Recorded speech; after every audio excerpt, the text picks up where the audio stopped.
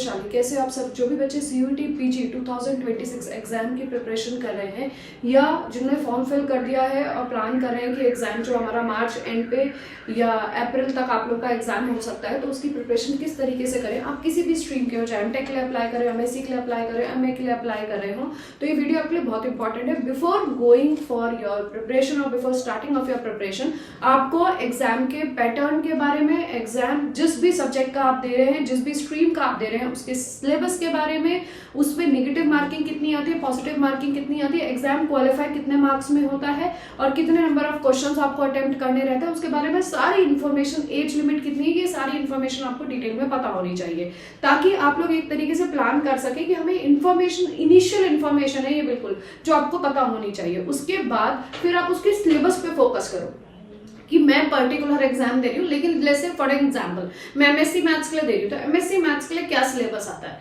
फिर उस पर फोकस करो। तीसरा पॉइंट उसमें ये रहेगा कि MSc मैथ्स में जो सिलेबस आता है उसमें मेरे इंपॉर्टेंट पॉइंटर्स कौन से हैं, मेरे इंपॉर्टेंट सब्जेक्ट्स कौन से हैं। उसके बाद ये पता होना चाहिए कि एग्जाम में ज्यादा सब्जेक्ट वेटेज वाले, मतलब ज्यादा वेटेज के, ज्यादा नंबर के क्वेश्चन किस सब्जेक्ट से आते हैं, फिर आप उसके बिहाफ पे तैयारी शुरू करिए। तो आपका ये स्टेप बाय स्टेप प्रोसेस होना चाहिए CUET PG एग्जाम को देने के लिए या उसकी तैयारी को शुरू करने के लिए। आज की वीडियो में हम डिस्कस करेंगे, आने वाली वीडियोस आपको मिलती रहेंगी बेसिकली CUET PG से रिलेटेड, जिसमें आप ये समझ पाएंगे कि आपको एग्जाम मोड में किस तरीके से जाना है और किस तरीके से प्रिपरेशन करनी है। आज की वीडियो में हम डिटेल में डिस्कस करेंगे कि CUET PG एग्जाम में क्या क्या चीजें आपको पता होनी चाहिए। तो let's start with the video.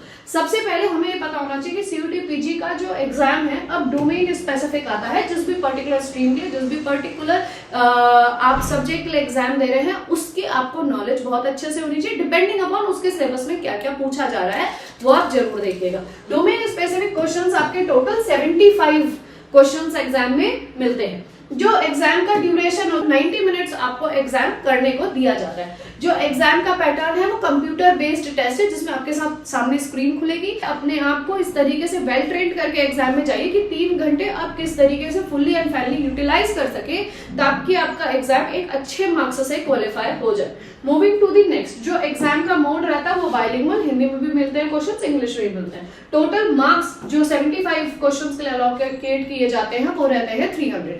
जब आप बात करते हैं कि अगर आप क्वेश्चन सही कर रहे हैं तो आपको +4 मार्क्स मिलते हैं, अगर क्वेश्चन आप गलत अटेम्प्ट करते हैं तो माइनस मार्क्स मिलते हैं। यहाँ पे निगेटिव मार्किंग बहुत बड़ा रोल प्ले करती है, तो बहुत फूक फूक के कदम रखिएगा। एग्जाम में कोई क्वेश्चन जब अटेम्प्ट करें तो 10 बार सोचे कि क्वेश्चंस आप अगर अपने तैयार करके आए हैं उन्हीं को अटेम्प्ट करें। फालतू में कोई भी तुक्का बढ़ाने के लिए तुक्केबाजी ना करें कि एक्स्ट्रा क्वेश्चंस हम करके आ रहे हैं, लेकिन निगेटिव आपका एक नंबर करते ही 10 क्वेश्चन गलत होते ही 10 नंबर माइनस हो जाएगा।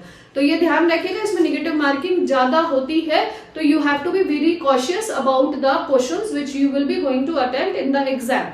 ठीक है, नेक्स्ट जो क्वेश्चंस के पैटर्न आपका रहता है वो MCQ टाइप रहता है कि आपको एक क्वेश्चन दिया जाता है, उसके 4 ऑप्शंस दिए जाते हैं, 4 ऑप्शंस में से एक ही ऑप्शंस वहां पे आपको सही करना रहता है। ये ध्यान रखिएगा। अगर दिमाग में ये आ रहा है कि यार कहीं एक क्वेश्चन क्या, ये 2 क्वेश्चन में से कौन सा है, मैं कंफ्यूज हो रही हूँ, तो दिमाग में रखिएगा कि MCQ बेस्ड टेस्ट है, एक ही ऑप्शन सही होगा। कहीं ना कहीं आपकी लैकिंग हो रही है थ्योरी में, जो आप नहीं समझ पा रहे कि क्वेश्चन क्या पूछना चाह रहा है, ये चीज ध्यान रखिएगा। इसके बाद बात करें एज लिमिट की, तो CUET PG एग्जाम के लिए कोई भी एज लिमिट नहीं है। आपका डोमेन स्पेसिफिक, आपका सब्जेक्ट स्पेसिफिक ही आपके एग्जाम में आता है। मूविंग टू दी नेक्स्ट, अगर हम मार्किंग के बारे में, और हम आपको बता चुके अगर आप क्वेश्चन अटेम्प्ट करेंगे तो आपको कितने मार्क्स मिलेंगे, +4। क्वेश्चन अगर अटेम्प्ट होने के बाद गलत होता है, नेगेटिव मार्किंग -1। अगर क्वेश्चन आप छोड़ देते हैं, अटेम्प्ट ही नहीं करते, तो उसमें कोई भी मार्क्स आपको नहीं दिया जाएगा। तो ये कुछ चीजें हैं which is very important for you to know before going for your exam. इसके बाद नेक्स्ट वीडियो में मैं आप लोगों के साथ डिस्कस करूंगी, जो भी बच्चे मैथ्स स्ट्रीम के हैं, कि कौन कौन से topic wise highly weightage topics हैं जिनको आपको तैयार करना चाहिए। So thank you.